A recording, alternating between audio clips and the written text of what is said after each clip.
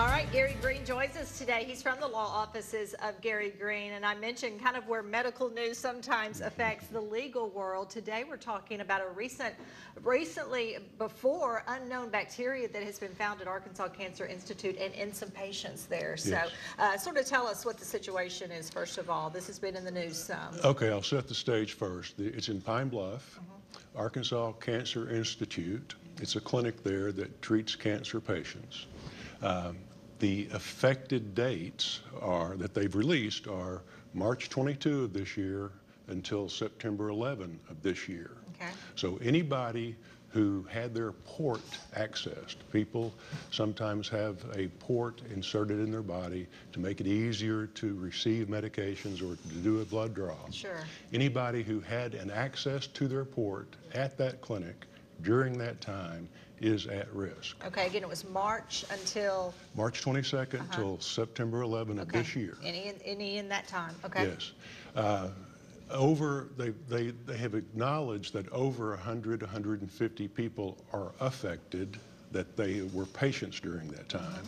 They have acknowledged that over 50 people are now infected and are being treated. The good news is that the antibiotic treatment so far seems to work, but 3 people have died, and they don't know a whole lot about it. For example, we represent one gentleman who was infected, got the call from the Institute, responded, was put in the hospital for 5 days for antibiotic treatment in hospital, has some permanent problems. So I guess the takeaway here is if you are like most people and you get a call on your home phone and you don't know who it's from or you don't recognize it as being one of your buddies, right. If it's possibly the Arkansas Cancer Institute in Pine Bluff and you were a patient there, you need to take that call. Okay. Okay? Yeah, take that call. And do you come in there for your treatment like you said some have already done? Is that a good idea? Yes.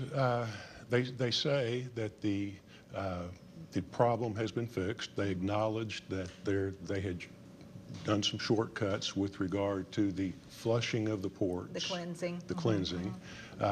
They say it's fixed. They say the antibiotics are working.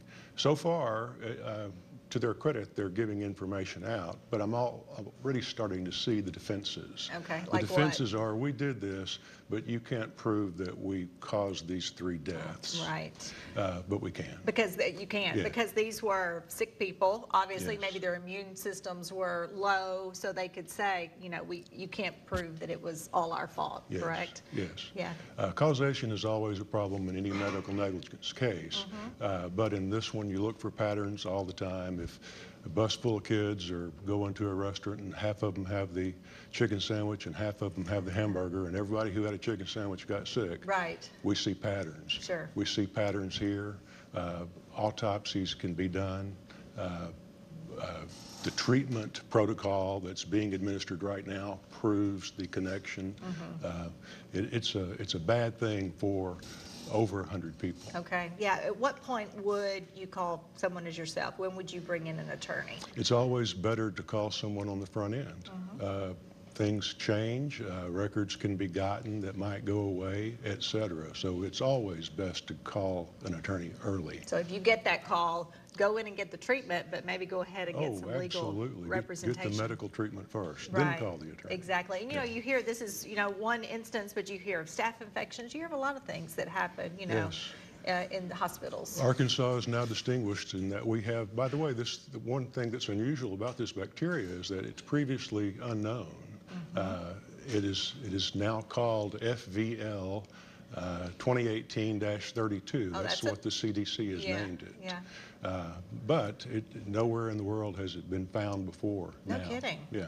So Arkansas kind of on the map for this, unfortunately. So there you go. Okay. Well, some great advice for people if you have any questions about, you know, any legal matters, and if it is your hospital care, they can always give you guys a call. Yes, indeed. Absolutely. Let's Thank put you, the information on your screen for the law offices of Gary Green. And again, just wanted to make sure that everybody knows about this. Probably affects more people than just those that have already been treated, right? They know that it does.